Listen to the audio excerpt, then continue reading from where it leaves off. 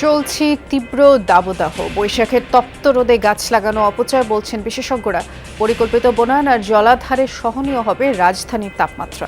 উন্নয়ন মানে কংক্রিট অবকাঠামো না, ভবন না, সুউচ্চ ইমারত না, বরঞ্চ উন্নয়ন মানে হচ্ছে যে সবুজ পানি, সেটাকে মাঝখানে রেখে আমরা কিভাবে একটা শহরকে সাজাতে পারি। সন্ধ্যায় বসছে আওয়ামী লীগের কার্যনির্বাহী সংসদের সভা। উপজেলায় দাঁড়ানো মন্ত্রী এমপিদের স্বজনদের বিষয়ে সিদ্ধান্ত আসতে পারে।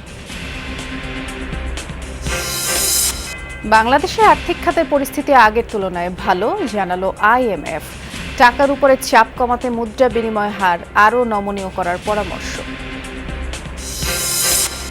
কক্সবাজারে অপহৃত এনজিও কর্মীকে উদ্ধারের সময় দুর্বৃত্তের সাথে র্যাবের গোলাগুলি, এক কৃষক নিহত, আহত নিরাপত্তা সদস্য সহ 3।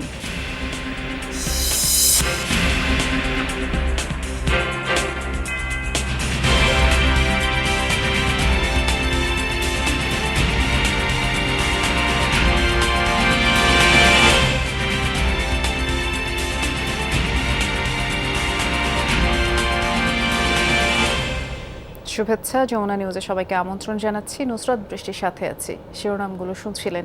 সারা দেশের উপর দিয়ে টানা তাপপ্রবাহ বয়ে যাচ্ছে। প্রচণ্ড গরমে একেবারে হাঁসফাঁস অবস্থা। আবহাওয়া অফিসের সবশেষ তথ্য বলছে যশোর, চুয়াডাঙ্গা, পাবনা ও রাজশাহী জেলার উপর অতি তীব্র তাপপ্রবাহ বইছে। সোমবারও মৌসুমের সর্বোচ্চ তাপমাত্রা 43 ডিগ্রি সেলসিয়াস রেকর্ড হয় চুয়াডাঙ্গায়। এছাড়া খুলনা, ঢাকা বিভাগেও প্রচণ্ড দাবদাহ অনুভূত হচ্ছে। রাজধানীতে গতকালও 40 ডিগ্রি সেলসিয়াসের উপরে তাপমাত্রা ছিল। মৃদু থেকে মাঝারি তাপপ্রবাহ বইছে ময়মনসিংহ জেলাসহ বরিশাল, রংপুর ও চট্টগ্রাম বিভাগের উপর দিয়ে। গ্রীষ্মের উত্তাপ আর ভ্যাপসা গরমে সাধারণ মানুষ চরম ভোগান্তিতে। সবচেয়ে বিপাকে খেটে খাওয়া শ্রমিকরা। গরমে সুস্থ থাকতে বেশি বেশি পানি পান এবং রোদে ছাতা ব্যবহারের পরামর্শ বিশেষজ্ঞদের। গরম পড়ছে, এই গরমের কারণে টিকে থাকাই দুষ্কার। মানুষ তো বেরোতে চাচ্ছে না বাইরে। থামাই বসবো, থামাইও শান্তি নেই, যা গরম। গরমে চলে গায়ে হবে হাতে ফুসকা পড়ে যাওয়া অবস্থা হয়ে যাচ্ছে। আমাদের এই যে রোদ তো গাড়ি চালাতে পারছি না। বাসাতে আসছে, বাসাতে তো মুখ টুক পুড়িয়ে একেবারে। তাপপ্রবাহের আরও খবর জানবো। আমরা যাচ্ছি রাজশাহীতে। আমাদের সহকর্মী তারেক মাহমুদ অপেক্ষা করছেন আমাদের জন্য। তারেক, অতি তীব্র তাপপ্রবাহ বয়ে যাচ্ছে, রাজশাহী জেলার উপর দিয়ে বয়ে যাচ্ছে। গরমের তীব্রতা আজ কেমন অনুভূত হচ্ছে একটু জানাবেন।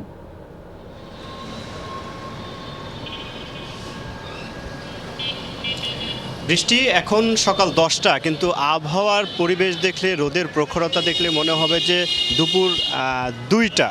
কারণ এই সকাল 10টায় কিন্তু আবহাওয়া অফিসের সাথে আমি কথা বলেছি। আবহাওয়া অফিস যেমন জানিয়েছে যে সকাল 9টায় রাজশাহীতে তাপমাত্রা ছিল সর্বোচ্চ 36 ডিগ্রি সেলসিয়াস এবং সেটি কিন্তু 10টার পরে আরও বাড়বে, সেটি কিন্তু আবহাওয়া অফিসের যারা কর্মকর্তা তারা কিন্তু আমাকে বলছিলেন। এবং এই যে খাখা রোদে এখন পুড়ছে এই পদ্মাপাড়ের রাজশাহী, এবং আমি যতটুকু দেখছি যে মানুষসহ পশু পাখি সকলে কিন্তু হাঁসফাঁস করছে।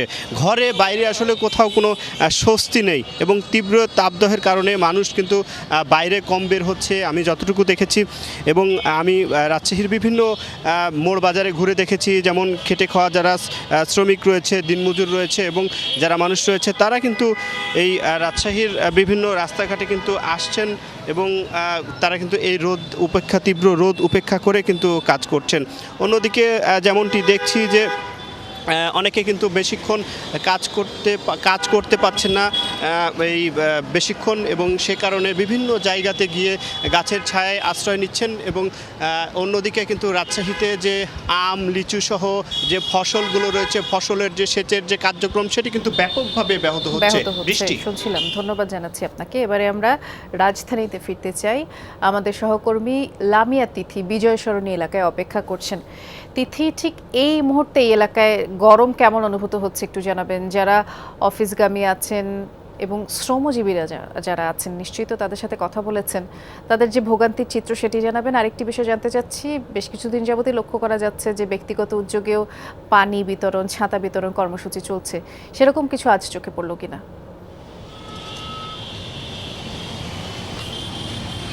বৃষ্টি, ধন্যবাদ আপনাকে। আপনাকে যদি বলি যে আমি কিন্তু বর্তমানে একটি ব্যস্ততম সড়কে রয়েছি, সেটা হচ্ছে বিজয় সরণি। এখানে কিন্তু হচ্ছে তাপমাত্রার পরিমাণটা কিন্তু 35 ডিগ্রি দেখাচ্ছে এবং এটা কিন্তু অনুভূত হচ্ছে 41 ডিগ্রির মতো। বলতে গেলে তীব্র তাপদাহে কিন্তু পুরো বিপর্যস্ত সারা দেশের জনজীবন। জানেন যে গতকাল কিন্তু চুয়াডাঙ্গায় ছিল সর্বোচ্চ তাপমাত্রা 43 ডিগ্রি সেলসিয়াস। তবে আবহাওয়া অধিদপ্তর কিন্তু বলেছে যে এই 2 দিন পরে 2 মে থেকে বৃষ্টি হওয়ার সুযোগ রয়েছে। যদি সেই বৃষ্টি হয় তাহলে কিছুটা রাজধানী সহ সারা দেশ একটু ঠান্ডা হবে। তাছাড়া কিন্তু আবহাওয়া অধিদপ্তর এটাও জানিয়েছে যে এল নিনোর প্রভাবের কারণেই কিন্তু বর্তমানে আবহাওয়া পরিস্থিতির অবস্থা এরকম। আর বাতাসে জলীয় বাষ্পের উপস্থিতি ক্রমশ বাড়ার কারণেই কিন্তু গরমের তীব্রতা বৃদ্ধি পাচ্ছে। আর যদি বলি যে হচ্ছে যান্ত্রিকা এই শহরে হচ্ছে শ্রমজীবী মানুষ এবং যারা হচ্ছে ঘরের বাইরে বের হচ্ছেন তারা কিন্তু বলতে গেলে বেশ ভোগান্তির মধ্যেই পড়ছেন। আর একই সাথে আবহাওয়া অধিদপ্তর থেকেও কিন্তু বলেছে যে দুপুর 12টা থেকে বিকাল 4টা পর্যন্ত ঘরের বাইরে যতটা সম্ভব ঘরের বাইরে না যাওয়ার জন্য। বৃষ্টি, ধন্যবাদ। আমরা শুনছিলাম তিথি, নিরাপদে থাকবেন আপনিও। প্রখর রোদ আর তীব্র গরমে অতিষ্ঠ জনজীবন। হিট অ্যালার্ট, কাঠফাটা রোদেও শ্রমজীবীদের কর্মব্যস্ততা থেমে নেই। পেটের দায়ে কাজে নামলেও অত্যাধিক গরমে দীর্ঘ সময় কাজ করতে পারছেন না। এদিকে তাপমাত্রার পারদের সাথে পাল্লা দিয়ে গ্রীষ্মকালীন রোগবালাইও বাড়ছে। আক্রান্তদের বেশিরভাগই শিশু ও প্রবীণ। গ্রীষ্মের খরতাপে পুড়ছে দেশ। শহর থেকে গ্রাম, কোথাও নেই স্বস্তি। সর্বত্রই যেন মরুর উত্তাপ। সরকারিভাবে জারি রয়েছে হিট অ্যালার্ট।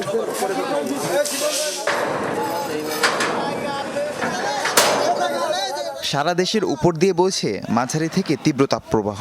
40 ডিগ্রির নিচে তাপমাত্রার পারদ না নামলেও জীবিকার তাগিদে কাঠফাটা রোদেই বাইরে যাচ্ছেন শ্রমজীবীরা। তাপমাত্রা, সূর্য নিচে গরম, প্লেটের কাছে গরম, ঘন ঘন পানি তৃষ্ণার লোকজন 10-15 মিনিট কাজ করলে হাফসায় পড়তেছে। গরম এগুলা আমাদের এইগুলা চিন্তা করতে না, আমাদের পরিবারের জন্য এই কাজ করতেই হয়। কাজ না করলে তো আমাদের উপায় নেই, ক্ষুধার জ্বালা বড় জ্বালা। পেটের দায়ে পথে নামলেও রোদের উত্তাপে কমেছে আয় রোজগার। গরমের রুদ্ররোষে একটানা কাজও করতে পারছেন না শ্রমজীবী মানুষ। তবুও পরিবারের মুখে দুমুঠো খাবার তুলে দিতে ঠিকই ঘাম ঝরাতে হচ্ছে। একটু জিরাচ্ছি, গেলাম তো গাটা জ্বলতিছে, বাসায় চলে যাবো, ভালো লাগতেছে না। পানির পিপাসা লাগে, পানির পিপাসা ওই পানি খাতে যায়, পানি খেয়ে আবার কাজ করতে যায়। এই ছাড়া এই যে জীবন চলছে, এই টিপ নিয়ে যেতে পরন্ত চাপুর করতেছে। আমরা যদি পড়ে যাই আমার ফ্যামিলি চলবে না, আমাদের ফ্যামিলি চলে না। গরমের সাথে পাল্লা দিয়ে বাড়ছে রোগব্যাধিও। আক্রান্তদের বেশিরভাগই শিশু ও বৃদ্ধ। নিউমোনিয়া, ডায়রিয়া, কলেরা সহ বিভিন্ন রোগে আক্রান্ত রোগীর সংখ্যা বাড়ছে হাসপাতালগুলোয়। আমার বাচ্চার জ্বর, সর্দি, কাশি, অতিরিক্ত গরমের জন্য সর্দি, জ্বর, কাশ, পাতলা পায়খানা, সেজন্য হাসপাতাল নিয়েছি। বিভিন্ন স্থানে খাবার, পানি, স্যালাইন ও শরবত বিতরণ করছে স্বেচ্ছাসেবী সংগঠনগুলো। রাহিম সারোয়ার, যমুনা নিউজ। প্রায় গাছ শূন্য নগরী, সবুজ আর পানি শূন্য হতে হতে বসবাসের অযোগ্য তিলোত্তমা ঢাকা। প্রচণ্ড তাপপ্রবাহে যখন নাভিশ্বাস অবস্থা, তখন আওয়াজ উঠেছে গাছ রোপণের। কিন্তু বৈশাখের কাঠ ফাটা রোদে গাছ লাগানো যে পুরোটাই অপচয়, সেটাই বলছেন বিশেষজ্ঞরা। পরিকল্পিত গাছের চারা রোপণ আর জলাধার তৈরি করা হলে রাজধানীর তাপ সহনীয় হয়ে আসতে পারে বলে অভিমত তাদের। বিস্তারিত জানাবেন সহকর্মী শাকিল হাসান, ছবি সহকর্মী মাহফুজ মিঠুর। তীব্র গরমে যখন মানুষের নাভিশ্বাস, তখন এই শহরেই এমন শান্তি। মাথার ওপর গাছের ছায়া, আছে শীতল বাতাসও। রাজধানীর হেয়ার রোডের এমন সবুজে চোখ জুড়িয়ে যায়। ইট পাথরের ঢাকায় হেয়ার রোড যেন দারুণ ব্যতিক্রম। তীব্র তাপদাহে প্রশ্ন উঠেছে নগরীর পরিকল্পনা নিয়ে। কোথাও গাছ নেই, নেই পানির জলাধার। এ কেমন শহর? বর্তমান নগর ব্যবস্থাপনায় আমাদের সাধারণ নাগরিকদের আসলে বাঁচবার তেমন কোনো উপায় নেই, কারণ আমাদের পরিকল্পনাহীনতা এবং যা পরিকল্পনা ছিল সেটাকে আমাদের ম্যানেজ করার ব্যর্থতা। আর আমাদের যে মনস্তত্ত্ব, যে উন্নয়ন মানে কনক্রিট অবকাঠামো না, ভবন না, সুউচ্চ ইমারত না, বরঞ্চ উন্নয়ন মানে হচ্ছে যে সবুজ, পানি, সেটাকে মাঝখানে রেখে আমরা কিভাবে একটা শহরকে সাজাতে পারি। সবুজ যে নগরকে শীতল রাখে তার প্রমাণও রয়েছে। শহরের অন্যান্য স্থানের চেয়ে রমনা বা ঢাকা বিশ্ববিদ্যালয় এলাকার তাপমাত্রা 1-2 ডিগ্রি সেলসিয়াস কম। এমন সবুজে আচ্ছাদিত জায়গা আরও থাকলে এল নিনোর প্রভাব কাটিয়ে উঠতে পারত ঢাকা। পরিকল্পিত বৃক্ষায়ন দরকার আমাদের এই শহরে এবং সারা দেশে। পাশাপাশি আমাদের আরও কিছু জলাশয় আমাদের তৈরি করা দরকার এবং যে জায়গাগুলোতে নতুন করে শহর এক্সটেনশন হচ্ছে সেগুলোতে মাস্ট বি লেক, জলাশয়, পার্ক, ওপেন স্পেস এগুলো আমাদের থাকতে হবে এবং বর্জ্য ব্যবস্থাপনা নিয়ে একটা সায়েন্টিফিক উপায়ে আমাদের মনে হয় যাওয়া দরকার। ঢাকার সর্বনাশ তো হয়েই গেছে, তারপরও আন্তরিকতা আর সঠিক পরিকল্পনা নিলে এখনও নাগরিক জীবনে কিছুটা স্বস্তি ফেরানো সম্ভব। এখনও যতটুকু সবুজ আছে সেটাকে সর্বোচ্চ পরিমাণ ব্যবহার করে আমরা কিভাবে সবুজ বাড়াতে পারি, আর খোলা আঙিনা যেগুলো যতটুকু আছে, স্কুল, কলেজ, বিশ্ববিদ্যালয় বা যেখানে নদীর পার, খালের পার, যেখানে যা আছে সেখানে পরিকল্পিত উপায়ে আমাদের সবুজায়নটা লাগবে। আর রিলেটিভলি যেখানে নগরায়নের সেন্ট্রাল এরিয়া থেকে একটু সাইডে যে এলাকাগুলো আছে, বহিস্থ নগর এলাকা, সেখানে কিন্তু চাইলে আমরা এখন থেকে নগরায়ন যদি আমরা সবুজায়ন যদি বাড়াতে পারি, সেই সবুজায়নটা আমাদের কেন্দ্রীয় শহরে কিছুটা তার উত্তাপের কমানোতে ভূমিকা রাখতে পারে। কিন্তু তাই বলে তাড়াহুড়ো করে বৈশাখের কাঠফাটা রোদে গাছ লাগানো কোনো সমাধান নয়। গাছ লাগাতে হবে পরিকল্পিত উপায়ে। গাছ লাগালাম কয়েক কোটি, কিন্তু সেটা আমরা বছর শেষে আমরা দেখলাম যে সেটা 100 গাছও নেই, তাহলে এই গাছ লাগানোর কোনো মানে হয় না। জায়গা বুঝে যেখানে যে ধরনের স্পেস, যে ধরনের স্থাপনা আছে এবং কতটুকু স্পেস আছে সেটার উপরে আসলে গাছ নির্বাচন করাটা প্রয়োজন। একটি শহরের 4 ভাগের 1 ভাগ সবুজ থাকার কথা থাকলেও ঢাকায় আছে 5 ভাগেরও কম। যা আছে তাও কমছে দিনকে দিন। শাকিল হাসান, যমুনা নিউজ, ঢাকা। সন্ধ্যায় বসবে আওয়ামী লীগের কেন্দ্রীয় কার্যনির্বাহী সংসদের সভা। দলের নীতি নির্ধারকরা জানিয়েছেন, গুরুত্ব পাবে উপজেলা নির্বাচন প্রসঙ্গ। বিশেষভাবে কেন্দ্রীয় সিদ্ধান্ত অমান্য করে যেসব মন্ত্রী এমপি তাদের সন্তান বা স্বজনদের প্রার্থী হিসেবে দাঁড় করিয়েছেন তাদের বিষয়ে আলোচনা হবে। আর অভিযুক্তদের বিরুদ্ধে ব্যবস্থা নেওয়ার সিদ্ধান্ত দিতে পারেন আওয়ামী লীগ সভাপতি প্রধানমন্ত্রী শেখ হাসিনা। এছাড়া সাংগঠনিক গুরুত্বপূর্ণ বিষয়গুলো এই সভায় উঠে আসবে। উপজেলা নির্বাচনের প্রথম 2 ধাপে অন্তত 20 জেলার বিভিন্ন উপজেলায় প্রার্থী হয়েছেন ক্ষমতাসীন আওয়ামী লীগের মন্ত্রী এমপির সন্তান বা স্বজনরা। নির্বাচনে মন্ত্রী এমপির সন্তান স্বজনরা প্রার্থী হতে পারবেন না, এই সিদ্ধান্ত খোদ দলীয় প্রধানের। কিন্তু মনোনয়ন প্রত্যাহারের পরেও ভোটের মাঠে তারা। কেন্দ্রীয় নির্দেশ অমান্যকারী এমপি মন্ত্রীদের বিষয়ে কঠোর অবস্থানে আওয়ামী লীগের নীতি নির্ধারকরা। কেন্দ্র বলার পরও স্বজনেরা উপজেলা ভোটে থাকায় সংশ্লিষ্ট এমপি মন্ত্রীর বিরুদ্ধে কী ব্যবস্থা নেওয়া হবে সে বিষয়ে আলোচনা হবে কার্যনির্বাহী কমিটির বৈঠকে। এ বিষয়ে দলের সভাপতি নির্দেশনা দেবেন বলে জানিয়েছেন নির্ধারকরা। আমাদের টার্গেট হচ্ছে যতটা সহিংসতা মুক্ত রেখে একদম পরিপূর্ণভাবে একটি অবাধ নিরপেক্ষ নির্বাচন করা, এ বিষয়ে আলোচনা হবে। আমরা কিভাবে নির্বাচন কমিশনকে, সরকারকে সহযোগিতা করতে পারি। দিক নির্দেশনা দেওয়া হয়েছে যে নিরপেক্ষ থাকতে হবে, পক্ষ বিপক্ষ কারণে যাবে না। যে ভালো, যে যার জনপ্রিয়তা আছে করুক, সে কারণে আমরা মার্কাও দেই নেই। এবার দলের পক্ষ থেকে যদি আমাদের জেনারেল সেক্রেটারি সাহেব একটা নির্দেশ দেন, সেটা আমাদের একান্তভাবে আমাদের শুনতে হবে দল করতে হলে। আর নাহলে যে না করতে চায় ছেড়ে দিয়ে যাও করো। ত্যাগী ও জনপ্রিয় নেতাদের সুযোগ দিতে এবং অংশগ্রহণমূলক ভোটের জন্য এবার দলীয় প্রতীক দেয়নি আওয়ামী লীগ। সাধারণ সম্পাদক এমপি মন্ত্রী স্বজনদের প্রার্থিতা প্রত্যাহার করতে বললেও মাত্র 3 জন ছাড়া সাড়া দেননি অন্যরা। নিজ প্রার্থীকে জেতাতে মাঠেও প্রভাব খাটাচ্ছেন তারা। আওয়ামী লীগের কেন্দ্রীয় কার্যনির্বাহী কমিটির সভায় আলোচনা করে অভিযুক্তদের বিষয়ে শাস্তিমূলক ব্যবস্থা নেওয়া হতে পারে বলে জানিয়েছেন দলটির সিনিয়র নেতারা। দলের শাস্তি প্রক্রিয়াটা অতীতে অনেককে দেওয়া হয়েছে, বহিষ্কার করা হয়েছে, অব্যাহতি দেওয়া হয়েছে, দলের প্রাথমিক সদস্যপদ কেড়ে নেওয়া হয়েছে, রাস্তায় রাস্তায় ঘুরে বেরিয়েছে ফিরে আসার জন্য। একটা মনোনয়নের সময় আসলো, সে যোগ্য, তখন যদি মনোনয়ন দেওয়া না হয় তাহলে এটা কি তার শাস্তি না? নেতারা জানান, উপজেলা নির্বাচন ইস্যু ছাড়াও সাংগঠনিক বিভিন্ন গুরুত্বপূর্ণ বিষয়ে সিদ্ধান্ত হবে দলের কেন্দ্রীয় কার্যনির্বাহী সংসদের সভায়। তাহিদ মিথুন, যমুনা নিউজ, ঢাকা। 4 পরিবহন শ্রমিক গ্রেফতার আর জামিন নামঞ্জুরের প্রতিবাদে চট্টগ্রাম থেকে রাঙামাটি, খাগড়াছড়ি সহ 25টি রুটে পরিবহন শ্রমিক ফেডারেশনের ডাকা অনির্দিষ্টকালের বাস ধর্মঘট চলছে। এ বিষয়ে খোঁজ খবর রাখছেন সহকর্মী জোবায়েদ ইবনে শাহাদাত। চট্টগ্রামে অপেক্ষা করছেন তিনি। জোবায়েদ, ধর্মঘটের কি অবস্থা দেখছেন জানাবেন। ইতিমধ্যেই অনেক লোকজন জড়ো হয়ে গেছে, নিশ্চয়ই চট্টগ্রামবাসী যে যার গন্তব্যে যেতে ভোগান্তিতেই পড়েছেন।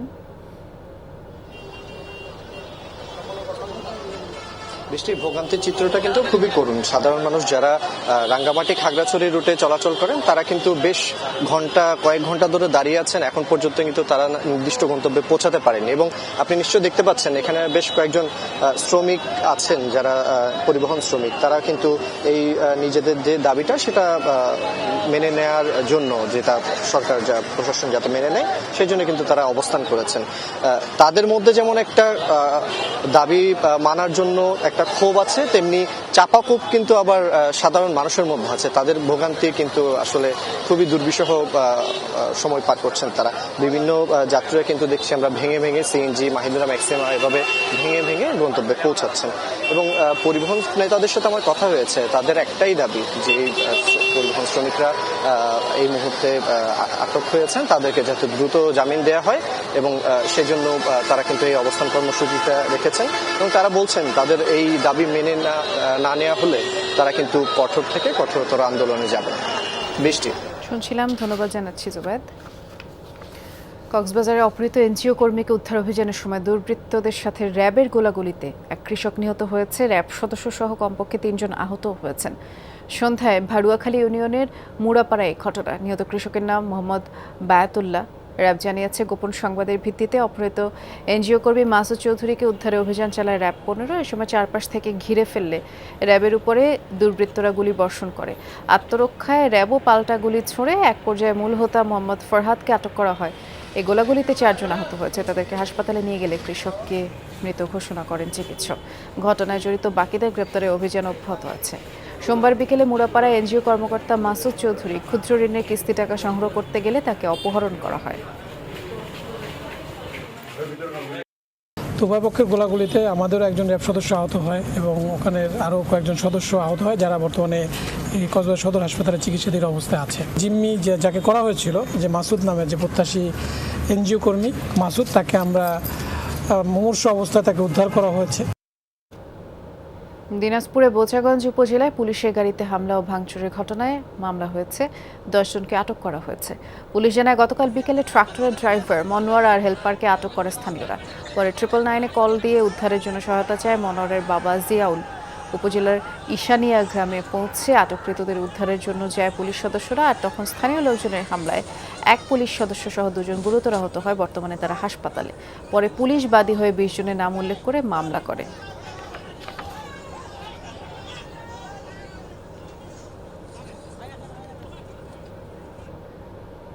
আগের তুলনায় ভালো করছে বাংলাদেশের অর্থনীতি।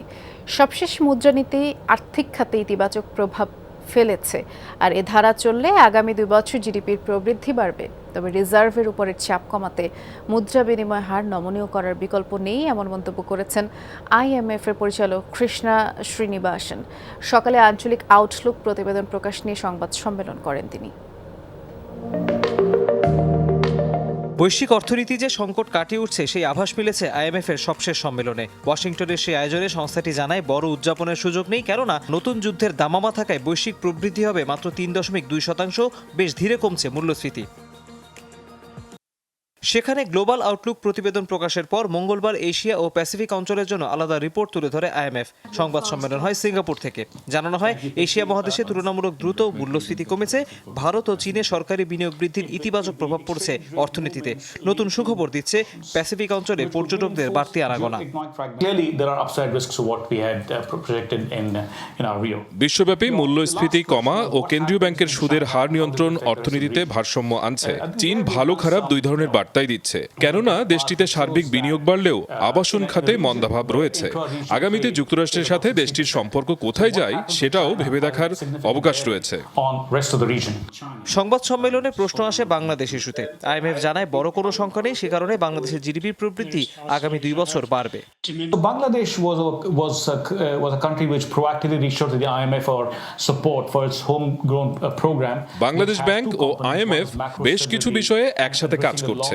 আর্থিক খাতে উন্নতি চোখে পড়ার মতো, সে কারণে আমরা মনে করি চলতি অর্থ বছরে জিডিপির প্রবৃদ্ধি হবে 5.7%। পরের বছর তা আরও 1% বাড়বে, কিন্তু টাকার উপর চাপ কমাতে হবে। সেজন্য মুদ্রা বিনিময় হার আরও সহনশীল করার বিকল্প নেই।